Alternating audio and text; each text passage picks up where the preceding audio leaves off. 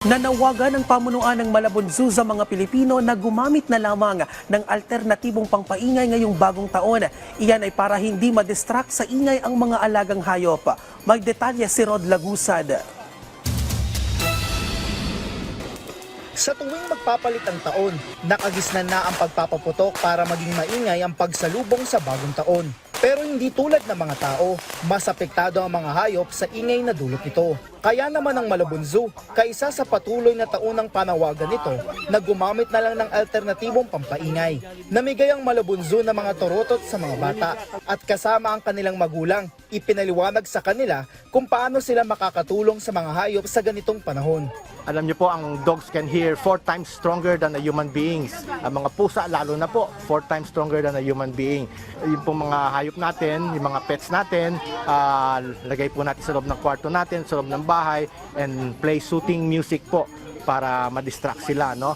Anya, ganito din ang kanilang ginagawa sa mga hayop sa zoo, na kinabibilangan ng mga tigre, buwaya, usa at iba pa.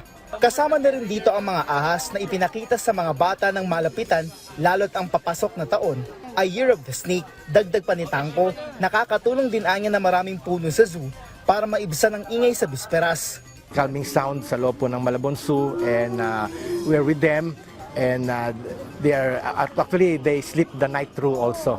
They are equipped with ears that are really makakarinig sila from very far away po, and so we have to protect them and make sure na wag na po tayo gumamit ng firecrackers. Maganda rin anya kung may laruan ng mga hayop na pwede nitong magamit para malibang ang atensyon nito.